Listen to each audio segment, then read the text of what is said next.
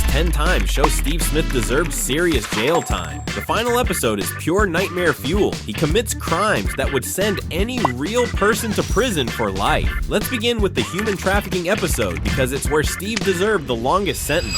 Episode 1, Stan of Arabia. In this episode, Steve has done something that could easily pass as the most heinous crime he ever perpetrated: human trafficking. When they happened to stay in Saudi Arabia, Steve never adapted to the culture. He has assimilated to the worst of the culture. This adolescent was supposed to be wringing her hands over math homework and boy crushes, instead of selling off his best friend Roger to sexual slavery. Oh no, that's just Rog. Sold!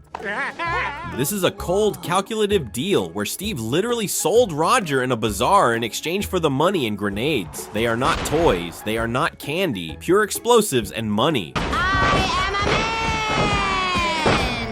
What was more disturbing was not only the actual act, but how Steve did not feel bad at all. He negotiated the deal as he would sell an old bicycle, disregarding the well-being of Roger or the gruesome demise to which he was sentenced. In a real-world scenario, this would yield federal trafficking of human beings, kidnapping, and acting as an intervener in sexual exploitation. However, what was the punishment for Steve? Absolutely not. This was a horrific crime, something grotesque which was dealt with as mere wacky adventure where there was no police, no international incident, and no such psychological assessment of the obviously disturbed teenager who just perpetrated one of the most serious crimes one can think of. Episode 2, Dope and Faith. The creation of the drug empire of Steve started practically by chance, yet it is not less criminal. Steve did not run, and indeed, like any normal human being, when he fell into a crack den, no, he chose to turn into Walter White Jr. This geek ended up cooking cocaine to the drug traffickers who are highly dangerous, and was able to facilitate the production and distribution of the hard drug in his area. What we are protesting is the fact that we have a teenager converted in a science course to operate a drug company to addict, kill, and destroy the lives of thousands of people. The fact that Steve was unwitting at first doesn't matter legally. Once he realized what was happening and continued anyway, he became a willing participant in drug trafficking. In reality, this would mean serious federal charges, decades in prison, and a permanent criminal record that would destroy any chance of a normal life. But in American Dad's twisted universe, Steve walked away without even a slap on the wrist. No DEA investigation, no arrest, no consequences whatsoever for helping poison his own community with crack cocaine. Episode 3, Faking Bad. The entrepreneurship aspect of Steve became darker when he chose to be a document forger.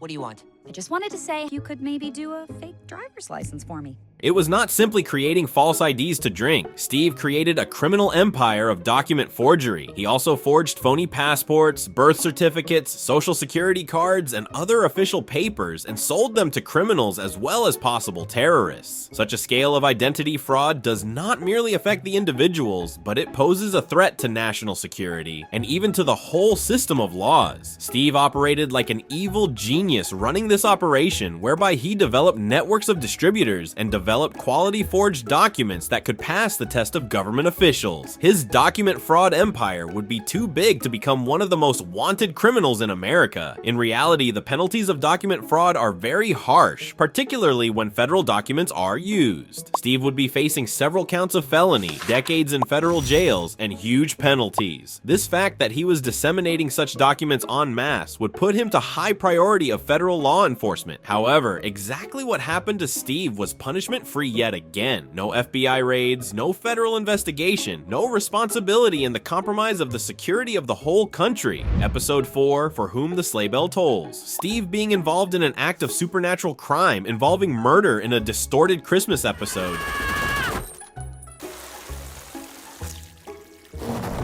demonstrates just how deranged and dangerous he can get. When Santa Claus dies in a shootout after Stan inadvertently kills him, Steve does not respond out of horror or morals, but he writes in and takes part with the rest of the family to bury the body of Santa Claus and cover the murder. However, things reach an unheard level when Santa comes back up, resurrected and on a revenge mission to deliver a full-scale armed attack on the Smith family. In the combat, Steve gleams with glee at access to military weapons, enthusiastically participates in blood bloody gunfights, and has no fear or moral compunction of gripping back at the attackers, even though it all started on some attempted cover-up murder of some supernatural cause. The real world would also mean that Steve would have charges for helping to conceal a murder, illegal firearm possession, attempted murder, and conspiracy. The fact that he is ready to take part in a bloodbath war indicates that he is disconnected from reality, that he brings death lightly, something which should issue a red alert. What about the world of American Dad? Steve goes off unharmed, without any trial and any counseling or punishment, able to commit other criminal activities in succeeding episodes. Episode 5, Tears of a Clooney. The fact that Steve was exploiting the children through child labor showed that he was quite ready to make a profit at the expense of helpless children. By acting as an assistant to Roger when the man operated a sweatshop, Steve had a hand in one of the gravest manifestations of human right abuse. This was not all about bad working conditions. Girls,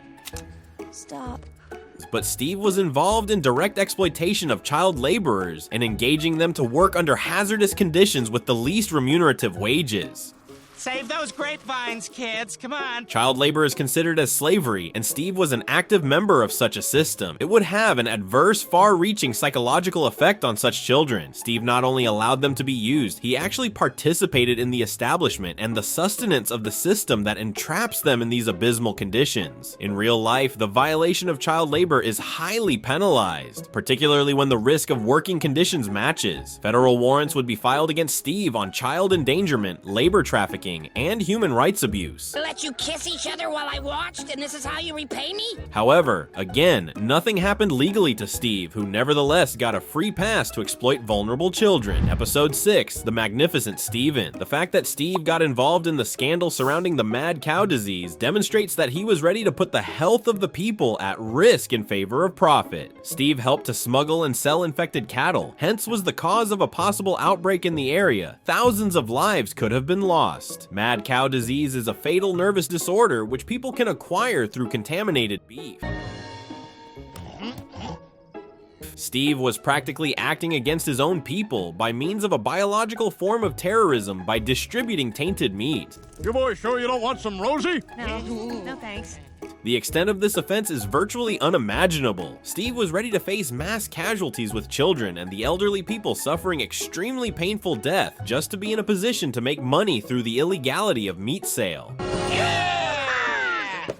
In reality, this would be treated as a bioterrorism attack, with Steve facing federal charges that could result in life imprisonment. The willingness to endanger public health on this scale demonstrates a complete disregard for human life, but Steve faced no investigation from the FDA, CDC, or any law enforcement agency. No consequences for potentially causing a mass casualty event through biological contamination. Episode 7, Virtual Insanity. Although the crimes that Steve commits in this episode are in the virtual reality simulation, they unveil some very frightening psychological tendencies which, in the real life, would have been subject to serious interventions. The point is that when Steve, Roger, and Klaus are playing a VR military game, they are not playing, but they are killing in a violent manner, shooting innocent people and crashing planes. It is not only virtual violence itself, but also the excitement and pleasure with which Steve gets involved in the carnage. There is no reluctance displayed when he is asked to kill virtual characters that are supposed to represent actual living members of the fraternity and even innocent people on the street. Although in this case, no real people were injured because it happened in virtual reality, the actions of Steve in the simulation give us an idea of who we can see in terms of psychology as a person who is able to cause mass violence. The fact that he has no sympathy and that he derives pleasure in inflicting pain, even in cyber form, showed antisocial tendencies that are harmful. Factually, although virtual violence is not a crime, the action of Steve would cause psychological assessment and attention checks by the authorities. His craving to engage in simulated mass murder indicates that he may be a possible perpetrator of actual violence in the event of an opportunity. Nonetheless, Steve did not receive a psychological assessment and observation even after showing the behavioral pattern of a possible mass shooter. Episode 8, Bully for Steve. The fact that Steve plotted to assault a person by employing a violent adult is a significant increase in his crime. When Steve is pushed around by one of his classmates, he does not do it in the proper way. Instead, Steve and Stan plot in an attempt to hire Stelio Contos, a fearsome adult male, to violently beat down the child bully. This was not some self-defense or even an even fight. Steve even wanted to find a person, an adult in his case, to employ lethal violence on another student. The beating was not an ordinary schoolyard fight, it was a proving, vicious beating which could have ended in lifelong injury or even death. Even more shocking about the crime committed by Steve is the response he made to the violence. He lacks guilt or sympathy towards the victim. Not only he laughs and jubilates in the cruel beating up, but also it is clear that he does not empathize with the injured child at all. The fact is that in real life, Steve would be heavily charged with conspiracy to commit a crime of assault, with solicitation of violence, and maybe attempted murder in case exigent beating. The justice system would regard an act of hiring an adult to beat up a minor as a very grave offense. However, there was no optic into whether Steve was involved in the arrangement of the assault, and he proceeded to cheer the bloodshed without reproach. Episode 9, Cloning for Sexual Exploitation.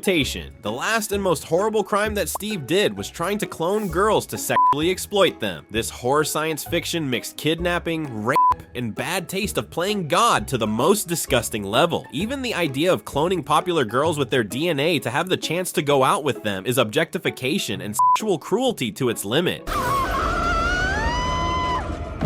Steve had actually endeavored to make humans so that he can satisfy his sex. This offense is a full escape of reality and human morale. You can't kill her! Steve demonstrated that he was ready to do any crime as disturbing as it could be in order to fulfill his pleasures. In a context where there is such a thing as cloning, this would be taken as one of the most threatening crimes that could ever happen. Steve would be charged with human trafficking, sexual exploitation, and crimes against humans.